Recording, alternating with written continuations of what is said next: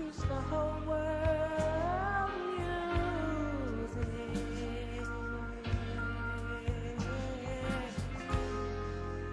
To sing a simple melody.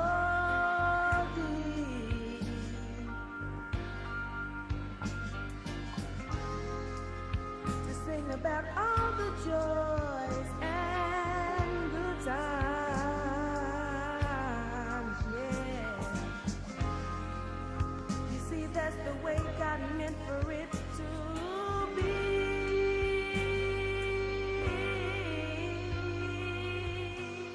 And if you don't like it, you don't have to sing. You don't have to sing my song. If you don't like it, you don't have to play. You don't have to play my song. If you don't like it, you don't have to sing. You don't have to sing my song. If you don't like it, you don't have to play my song. I'd love to sing a song for all the children.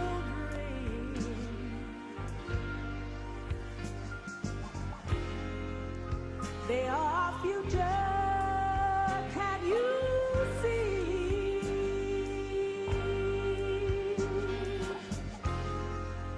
Take a little time out for the babies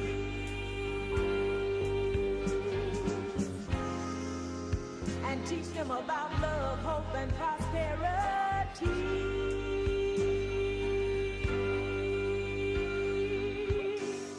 And if you don't like it, you don't have to sing my song. And if you don't like it, you don't have to play my song. If you don't like it, you don't have to sing my song. And if you don't like it, you don't have to play my song. If you don't like it, you don't have to sing my song. If you don't like it, you don't.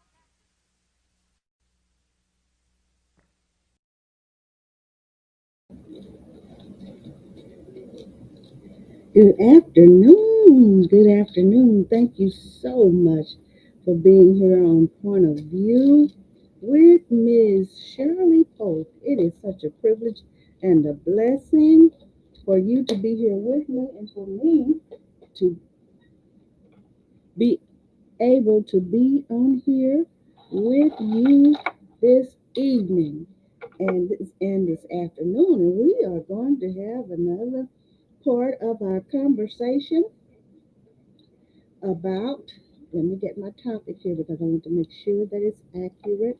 I know you can see it going across the screen, but what we're going to do is part two of, okay, part two. I wrote it down. Well, anyway, people controlling you and being under people's thumb. So, in the personal relations, when is it time to draw the line on love's covering a multitude of sins? This is part two, and this is the conclusion of this matter for right now. And I am so happy to be able, like I said, to come with you and come and be with you today, and I thank you so much. Thank you again for being here. You are awesome. You are awesome. And I say about God for allowing us and being in our lives and giving us the strength, giving us the power to wake up, blessing us to wake up each day and be able to thank Him for all of the many, many blessings that He has bestowed on our souls. And for that, I am so glad. Dear God, as I sit before you to speak, I pray to you that my soul you will keep, and if I should die before I finish, I pray to you, dear God, in the name of Jesus, that any outstanding sins will be forgiven. Amen. Amen. And we're going to talk about this again today. And I know where I left off on the other day in psychology today. When is it time to let a relationship go? When is it time to let a relationship go? And there were 11, let me get to this, 11, and I think I was on number 7. Let me see. Oh, wow. Let me see here. Okay. I think I might have. How did I get here? Let me see here. Let me get back up here and make sure. Yeah. When is it time to let a relationship go? When there were 11 things in her herald that was time to let a relationship go. And I was on, I think, number 7. So let me just make sure that I have the right here. I know I do have the right thing, but that topic didn't. The one that I was looking for that I found earlier, make sure that I had the right one. So, like I said, this is a wonderful day, and I'm praying for the McCollister family, praying for the Fleming family, and praying for the Kemp Watson family, praying for each and every one. And I am just so thankful, thankful, thankful. Okay, I need to get here. I know I I have something in Site Central, iHeart Intelligence. I did that. Okay, I'm going to go with psychology today. When it's time to let a relationship uh, go. But that is not what I had. I think it might be at the bottom down here. Let me do some adjusting here. I need to do something here. But I want you to chime in just like you usually do. Chime in. Let's get this on the road. These relationships. Here we go. Let me see. All right. That's it. 11 most. That's it. So let me get back up there. I just want to make sure I have the right information. And I'm going to, well, you know, I take my time anyway. Anyway, when is it time to let a relationship go? Randy Gunther. When is it time to let a relationships go? And then we get on down into it. And I'm going to go briefly go back over this because we're talking about being under someone's And there are so many people that like to have control over other people's lives, complete control over other people's lives. And it's amazing how people like to do that. They are some people are something else. Something else. We're going to get into this and go back into it. Quality partners who have lost each other can feel terrible about hurting the other and saddened at their feelings of failure. The next point is okay. The next key point is self help books can unintentionally imply that every relationship, given the right direction and hard enough work, should somehow succeed. We talked about that. There are many valid reasons to let a relationship go, including secrets not being revealed and incompatible desires. And I know you remember I was talking we talked about secrets and when is it time to let a relationship go. And there's so many things that could be in there. And then we got down as I went on. For the most part, new lovers want to please each other. They want to deepen their connection and overcome their barriers. So when they've tried everything they can and the relationship still doesn't work, it should not be about fault. shame, blame, or fear of trying again. And in the beginning of this, it was talking about some authors who have books and have if, research that they did. But the research is geared toward telling people you can work it out, you can stay together, you can just do this, you can just do that. And they said that there is not enough information, there's not enough research out here, or there's not enough on helping someone to realize that this relationship is not going to work and I need to get out of it. We need to part ways. And there's so many things that can make you so miserable. So here are 11 most common symptoms that herald a relationship that is likely to end. And I'm here now. Got it. Oh, yes, I have it now. Oh, yeah, I'm so glad about that. I'm going to turn this camera off one more time. I have it now. I'm so thankful. I knew I could find it. I found it. I found it. Okay. Now, here we go into these 11. All right. So we had started. We said small irritations that grate, grate, over time. We talked about that every new relationship has both good interactions and not so good ones. So next we'll go to the number two. We've already been over those. We did those Tuesday. That's unacceptable behaviors that were not revealed at the beginning of the relationship. So if you see part one, you'll see where I talked about this. And then you go to number three, which is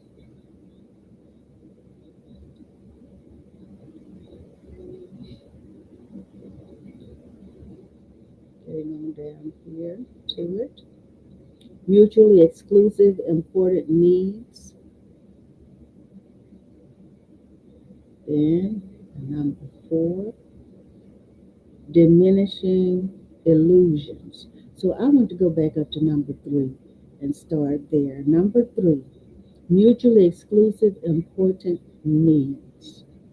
When caring partners are first together, they accent the ways they can love each other, make allowances for differences, and try to push away as yet unrevealed needs in hopes that they or the deepening of love between them will ultimately resolve the situation. You want to hear this again?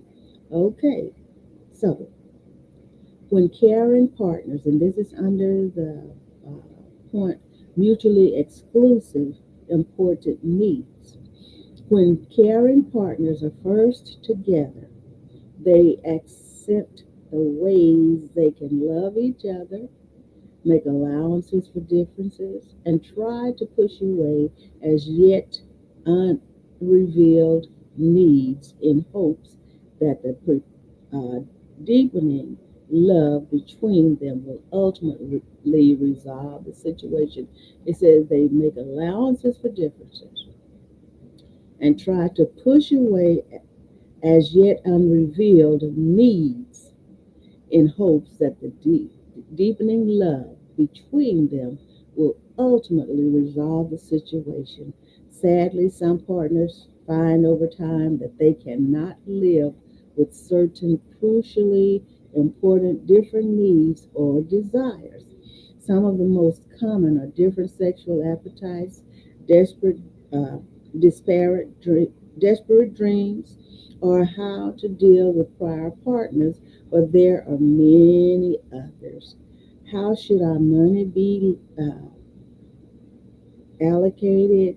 What is our ideal place to live? And I know we went through this. How many children, if any, should we have? Do we take care of our parents? What are our criteria for friendships? How much time away from each other can we tolerate? How do we communicate and can we resolve important conflicts? So these potential differences rarely come to light early in the relationship. It is only when resources are pooled that partners begin to reveal what they can live without. compromise on or are unwilling to change. So those differences need to be sorted out with mutual respect and support, but often bring out behaviors that neither partner could have anticipated nor can live with. And there are people who are used to a certain thing, doing it a certain way.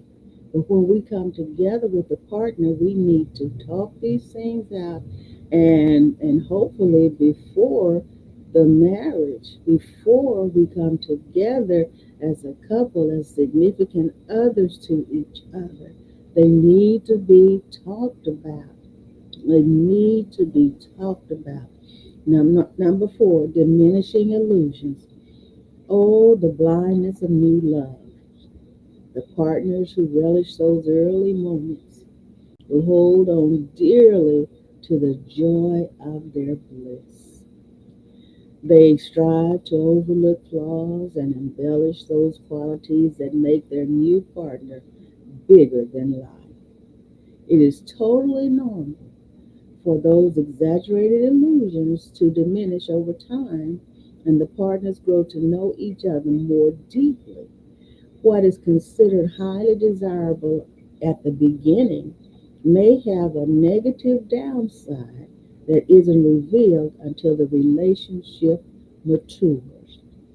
For instance, a partner dedicated to his or her mission in life may seem marvelously impressive, but then disappoints the partner by too often prioritizing that commitment over the relationship.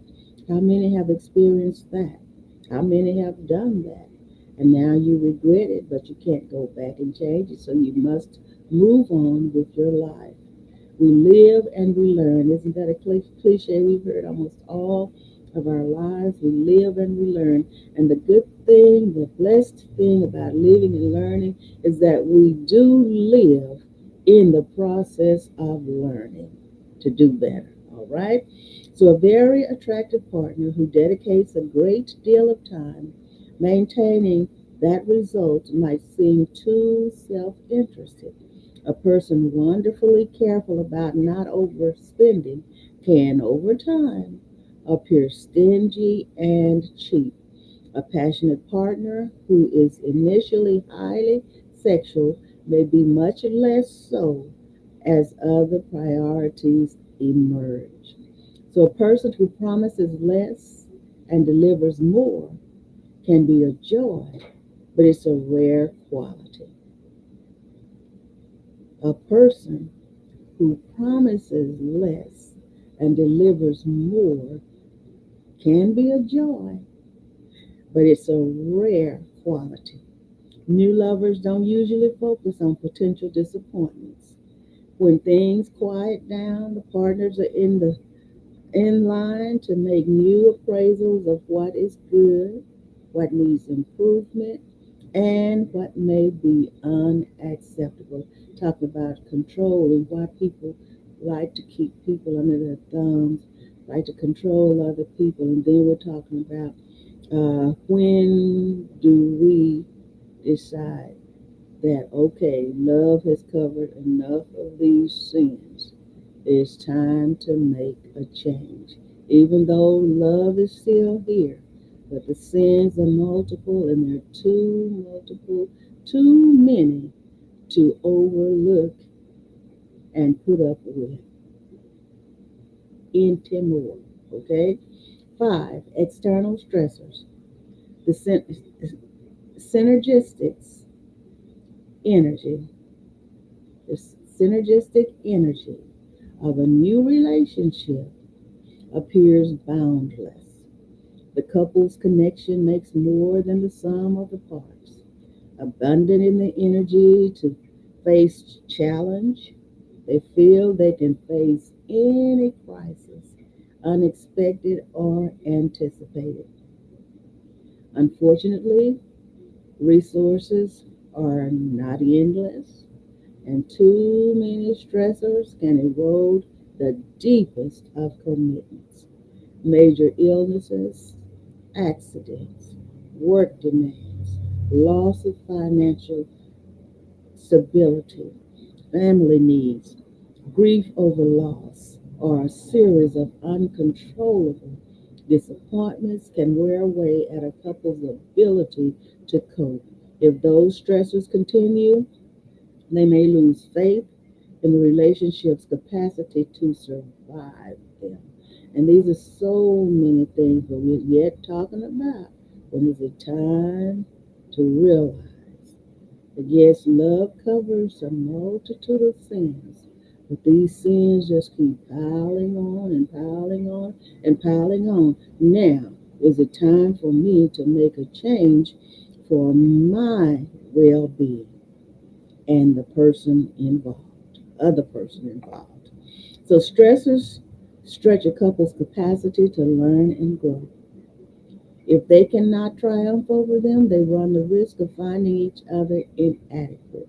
Finding a fault with each other's reactions and responses, they will begin to lose trust and separate to solve their problems alone. Sometimes there's just too much heartache, and any relationship can go down when too much is too much. And I know that's where I think that's where I stopped on Tuesday. Now we go into number 6, power struggles. When love is new, both partners are willing to compromise. They make decisions together, securing each other's opinions and striving for agreement. Sharing the power to make decisions, they become an integrated team, creating mutually agreed upon solutions. As a relationship matures, one or the other partner may express his or her desires, biases, and prejudices with more intensity. Okay, I think I read this too on Tuesday. Too often, this process results in reciprocal defensiveness with both partners may resort to defending their positions and trying to pressure the other into complying. So, what might have been a mutual decision to spend all of their time together may become a problem if one partner wants more time alone and the other wants to share that time with others. For example, the more social partner may now want to bring other friends into the relationship or spend time away without the other partner. Perhaps one partner needs quiet, separate time, leaving the other feeling lonely and abandoned. Either may have used sweet seduction, gentle coercion, or invitation in the past, but now has lost patience and uses more intense persuasions. Perhaps either may threaten consequences that are in reality hidden power plays for control. Hurtful struggles replace past compromises as each vies to win the game. I know I'm repeating that. Power struggles can result in partners just walking away, ranting in anger, creating desperate pleas, or using guilt as a bludgeoning stick. They may not even realize they are behaving that way, but it is clear that what seems like an innocent invitation has now become a demand with a clear or else behind it, okay? With a clear or else behind it. So, if power struggles persist, couples go from being a team to adversaries on opposite sides of the playing field. Too soon, they begin to save themselves at the expense of the other's needs. Now, we're talking about, when is it time to look at it? And so, okay, I've forgiven this, I've forgiven that, I'm doing this over and over, they're doing this over and over again. I've said, I forgive you. I try to look over it, but it just keeps happening over and over again. If it's not one thing, it's another. So now, what do we do? Number seven, becoming superficial. It is hard for anyone to be totally authentic and open in a new relationship. Keeping things light, surface, and non threatening is more common behavior. But as love grows, successful couples begin to deepen their communication and take more risks in sharing their vulnerabilities and flaws. They are willing to be known in more vulnerable ways and to listen more deeply to each other. That richness of depth in communication and sharing becomes the couple's signature of love.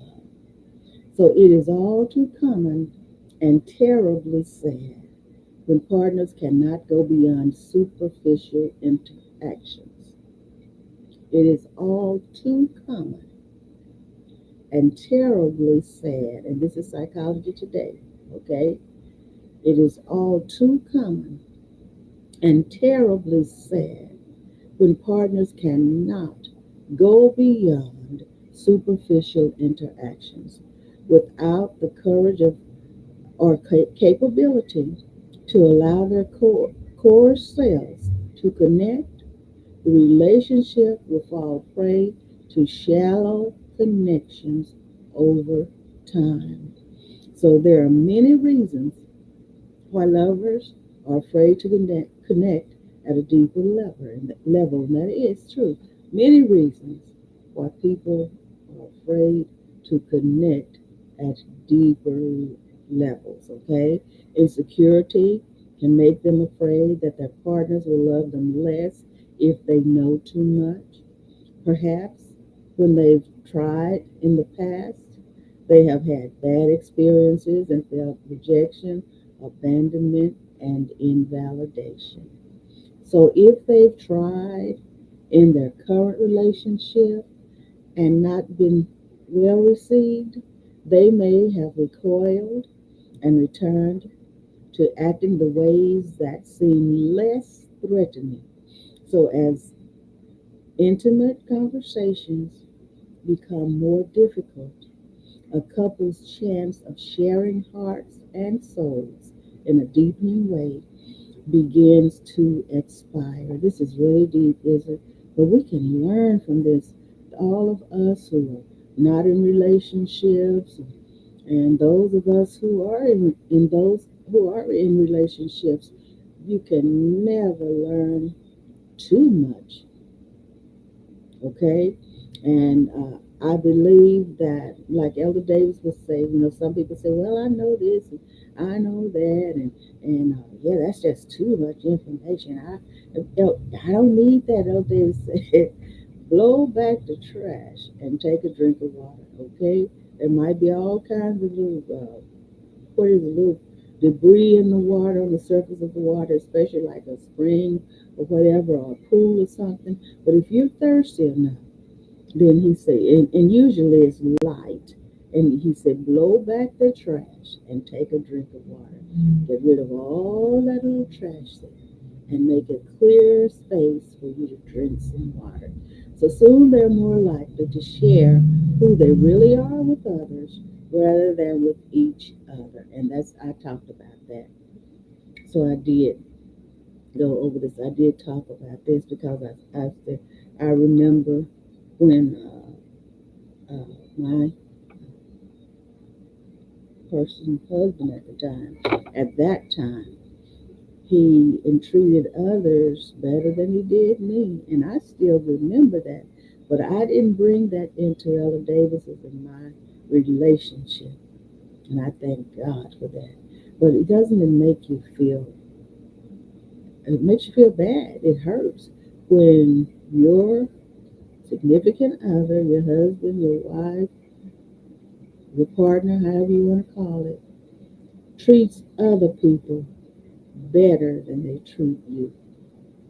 Fearful of scarring the relationship further, they stay with comfortable and non threatening words and behaviors.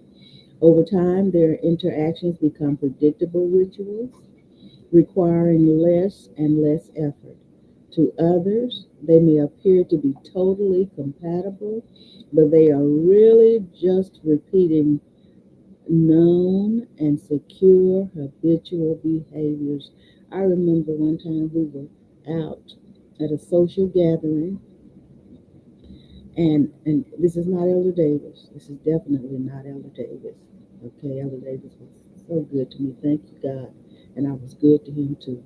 Because before I went into the relationship, I asked God to let me be an asset to him and the ministry and not a liability.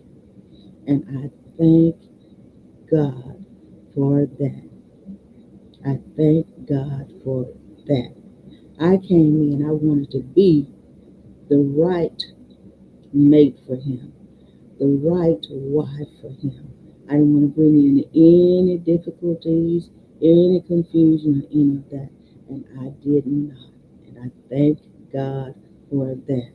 Now, to others, they may appear to be totally compatible, but they are really just repeating known and secure habitual behaviors. In time, they will become susceptible to new and more intriguing experiences. Number 8, boredom. And what I'm talking about, 11, let me write this. I had to put it on a little pad here. So, because sometimes uh, I have to get too close to the screen. 11, let me turn the page here. And I thank God, I told you, I testified that my eyes, by the grace of God, this eye right here has come full, is full again. I'm not seeing out of one side and not seeing out of the other. Now I can see out of it. And I just thank God for that. Hallelujah. Okay. There are 11 most common symptoms that uh, herald the relationship that's about to end. Okay, so we're on number 8 now. Boredom, boredom, boredom. 11 things that tell us that a relationship is about to end. If these things are happening, get ready, get ready, get ready. But I'm telling you, be prepared. Sometimes you might have to run out. Sometimes you might have to crawl out. But just the most important thing is that you get out. Okay. Number 8, boredom. Constant discovery of the other partner's internal and external transformations is the foundation of long lasting, deepening relationships because partners in new relationships are usually more than enough to satisfy each other. They often don't realize that their own independent growth is a necessary requirement for staying in love. You hear that?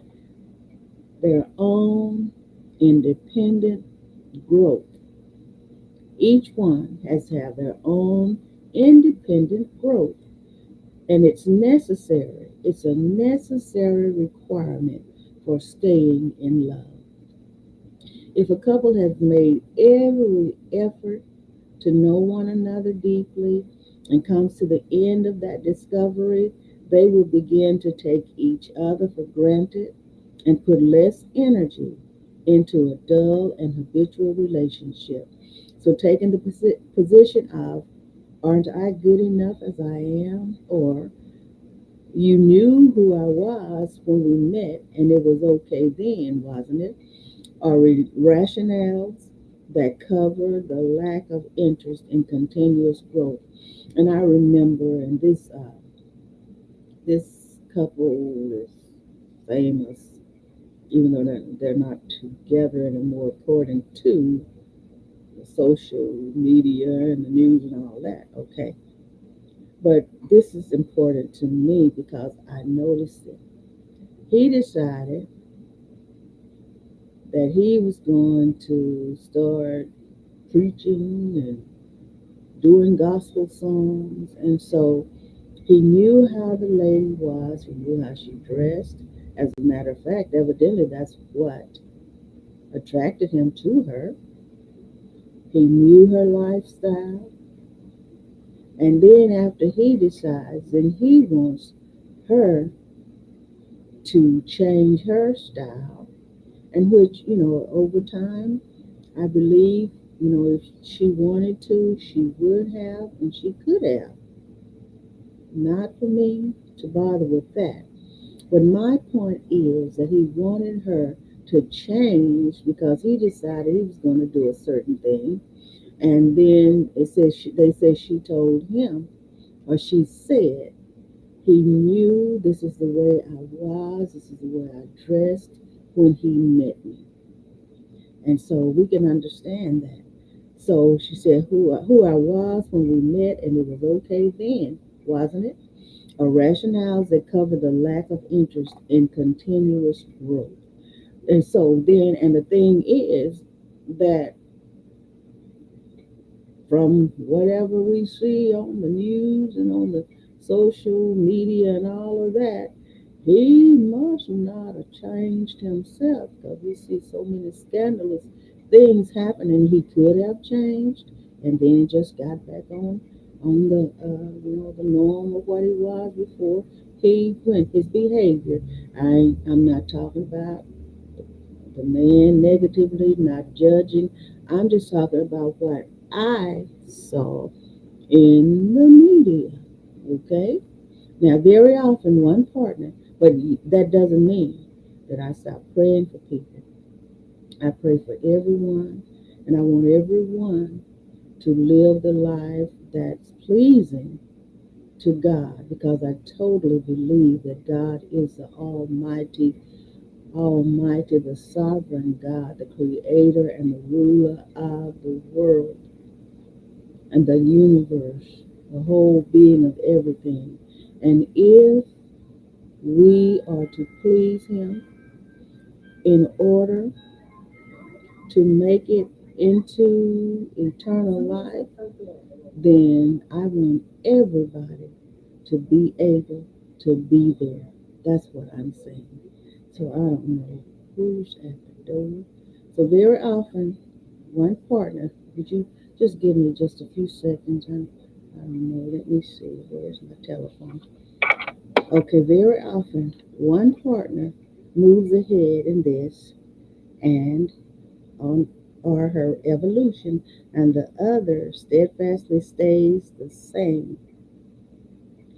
If no amount of request, pleading, or threatening changes that pattern, the person who was once enthralled will feel entrapped in same old, and needs to move on.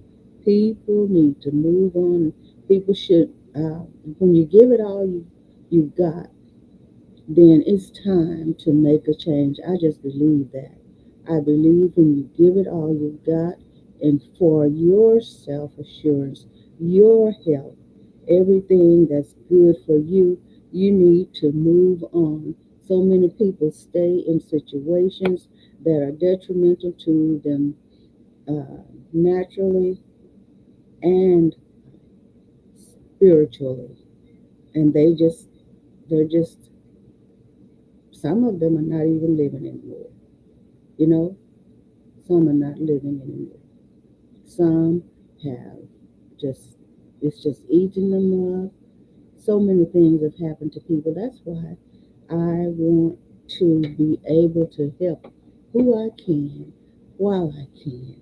So when is it time to, as Cleosa said, get some yonder? When is it time to move on?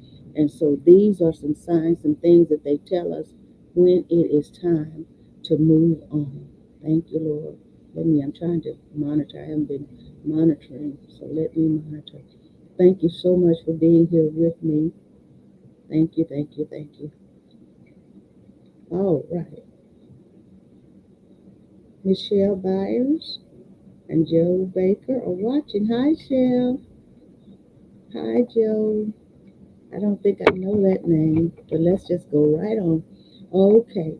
Now, deadness in the relationship. There are 11 of these. Now, when is it time to let go of the relationship? Because there's so many people that want to hold us under their thumbs. They want to control every aspect of our lives. And there are people who have been married for decades, and there's still that controlling, that domination in that relationship, and you can tell it.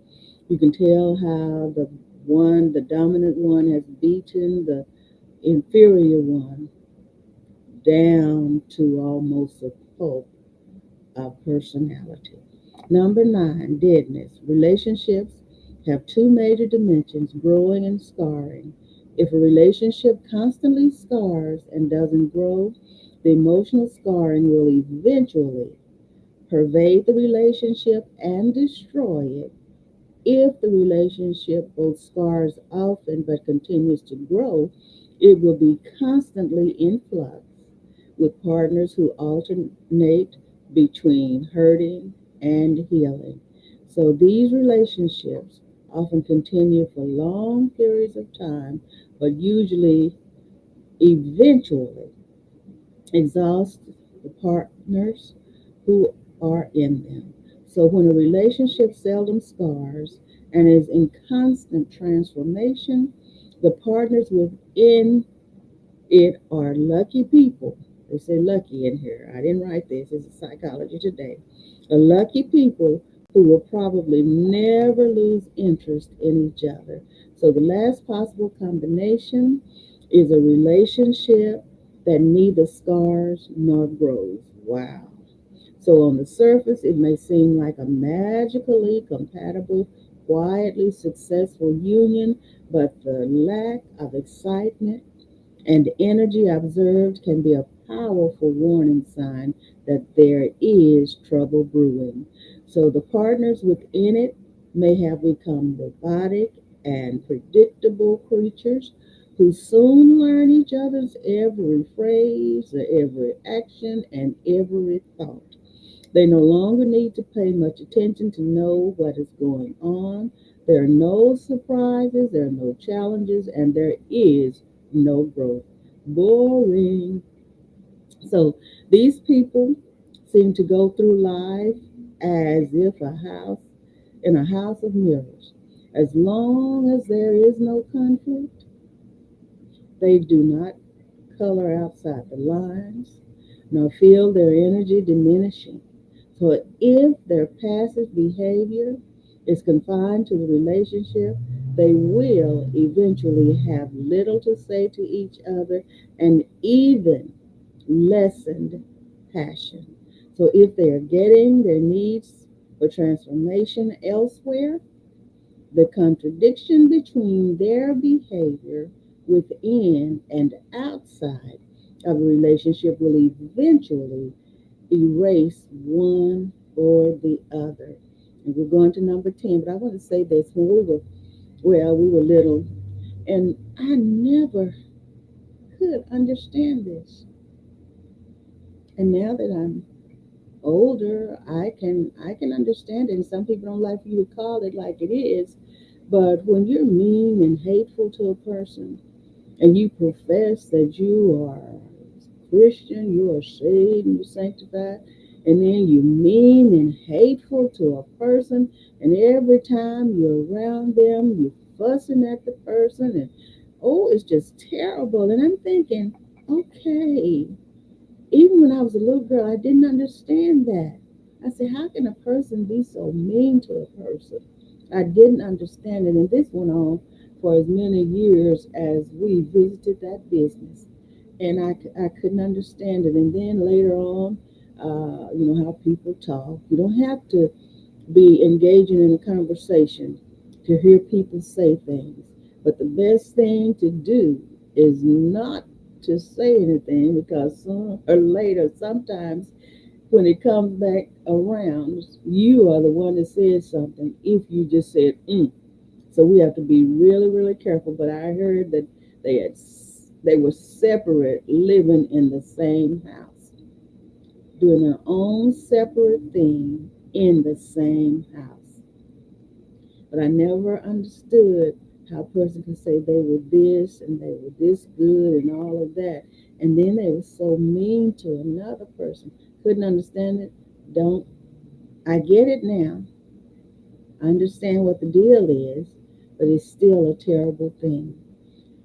Number 10, self serving escapes that become more important than the primary relationship. Self serving escapes that become more important than the primary relationships. Addictions are the most notable examples. Addictive behaviors are simply compulsive, urgent indulgences that take one partner away from the other and cause long term damage to an intimate relationship. My goodness, I believe I'll say that again. And those of us who have been in relationships that did not work out, and we had to get out of them for our mental and physical health. Listen, we can understand this. Addictions are the most notable examples. And it doesn't have to be addiction to drugs, doesn't have to be an addiction to alcohol. There are other addictions. Doesn't have to be addiction to cigarettes. There are so many other things that people can be addicted to their detriment, and yours too.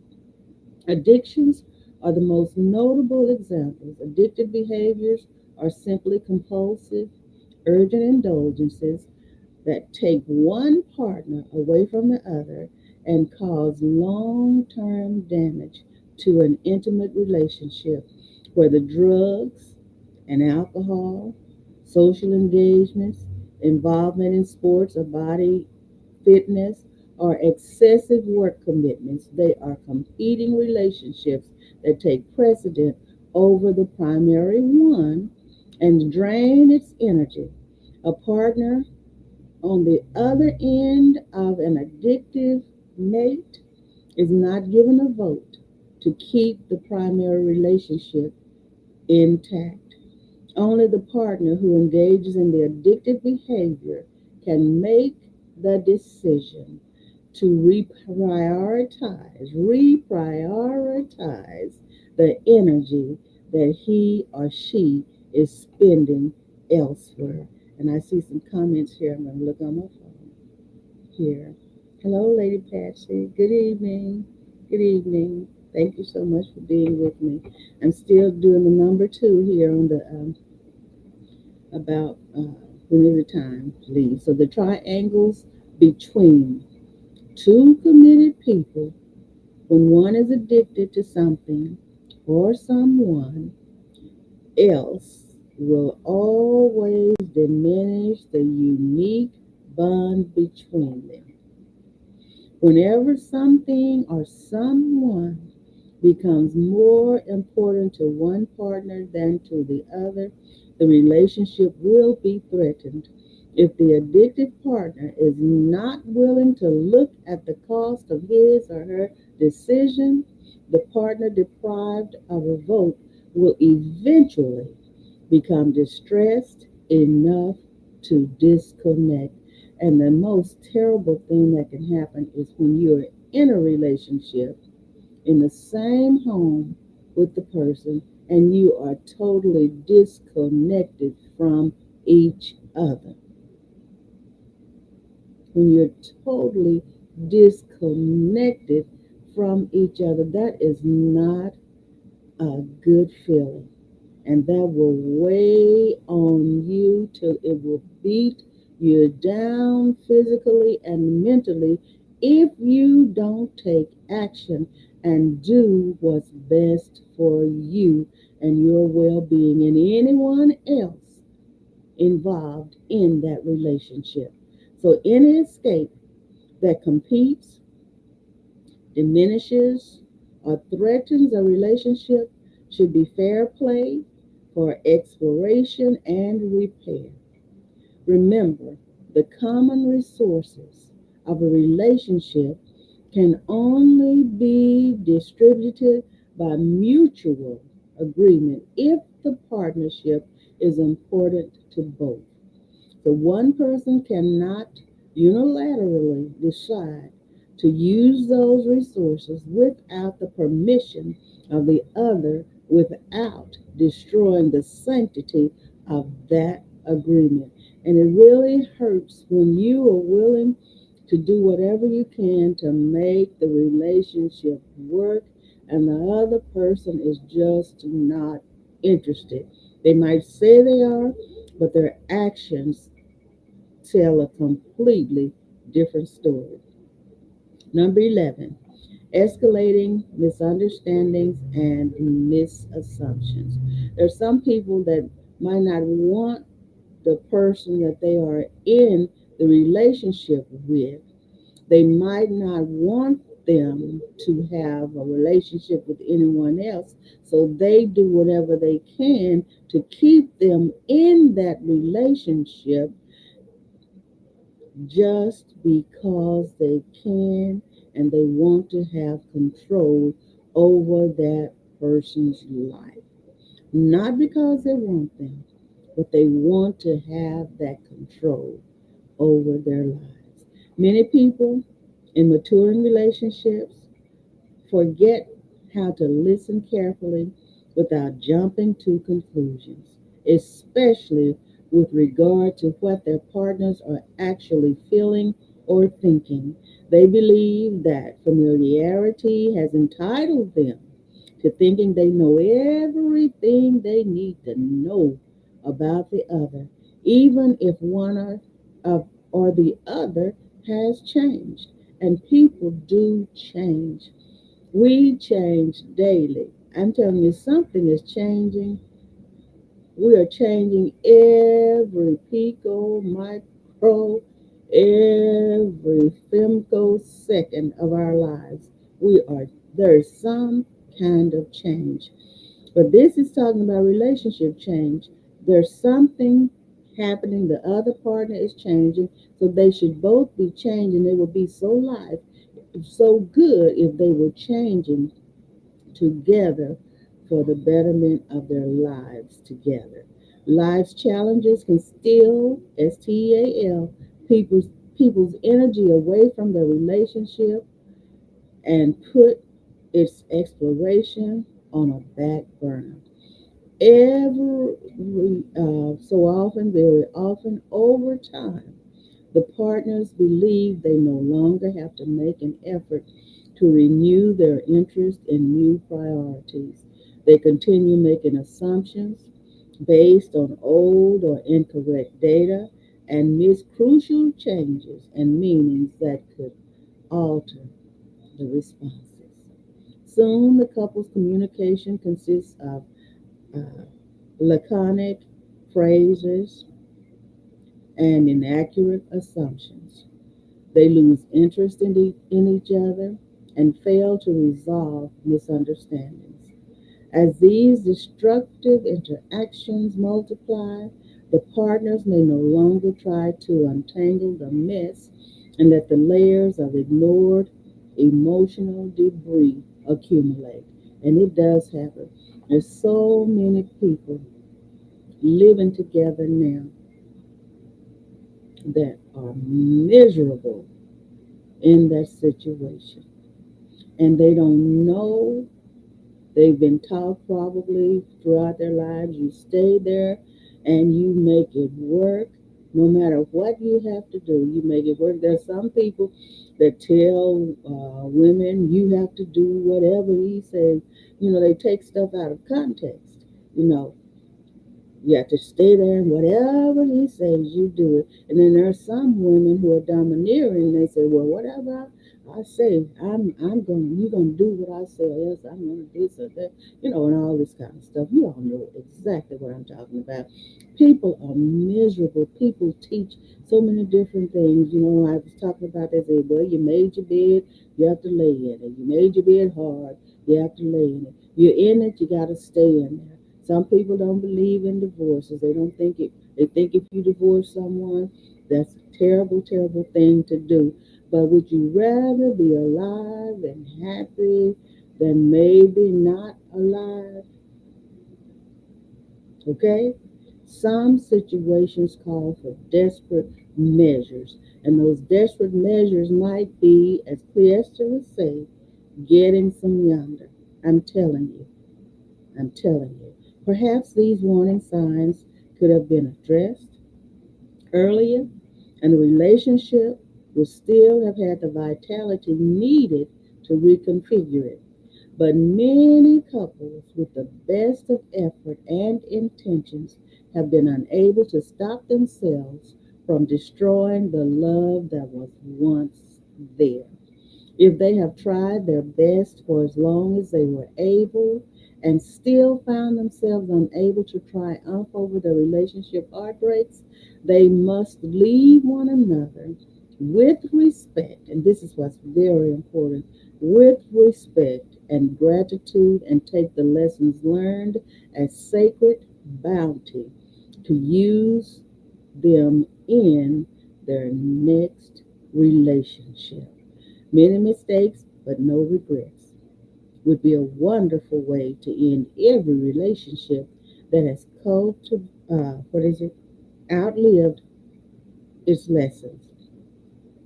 To have it traveled a journey that began with hope and ended with sadness is not a failure in life unless the partners use blame or guilt to erase what they needed to learn.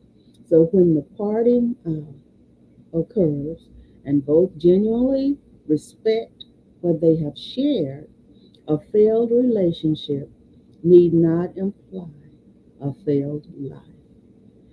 A failed relationship need not imply a failed life. Very often, when successful in the next relationship, many people realize that their current positive outcome was a direct result of what they learned from the relationship they lost. And that is the end of that. And the author is Randy Gunther, PhD, a clinical psychologist and marriage counselor in Southern California. And I am not telling people go out and leave your husband, leave your wife. I'm not telling you that. I'm not telling you to break up your relationship. If it's a good relationship, if you want to work it out, do your best. But they're both partners have to work and be on one accord and want the relationship to work. Otherwise, it's a terrible, miserable process. If one is pulling one way and the other's pulling the other way, and then they're yet trying to stay in the same environment, to me, it just doesn't make sense. Okay? Because there's so much life. I don't know how much life I have left. I don't know how much life you have left, but there's enough out there till you can even try to be happier. If you're sad now, if you're unhappy now, that you could try to be happier in the time that you have left. Okay? And some people say here on earth, but it came to me the other day, whatever we do, we're still going to be here on earth unless we are around when the rapture comes. I love you so much. Thank you so much. Thank you so much for being here. I thought I was going to finish this today. I don't know whether I'm going to do a three or not, but there was so much that I had to say about this because I want people to be happy. I want people to be happy. And the Lord blessed me with Elder Davis, and I was happy. I was so happy. And I know if there's a possibility that if you make changes in your life, I don't know how many years it would take for it to come around for you to have that opportunity. But whatever God has for you, it is there for you. And whatever you need to do that's beneficial to you and for your best interest and the people around you, you need to do that. God's not going to hold you in contempt for doing what He wants you to do and living the best life that you can, giving him the glory and the honor. And I told you I don't separate my natural from my spiritual because I am who I am. And one can't work without the other. I love you so much. God willing, I'll be here Saturday at 7:39 p.m. and Sunday at 7 a.m. Please join me again and please let me hear from you. Would you please share this information? I love you so much. Thank you, thank you, thank you, thank you for being here with me.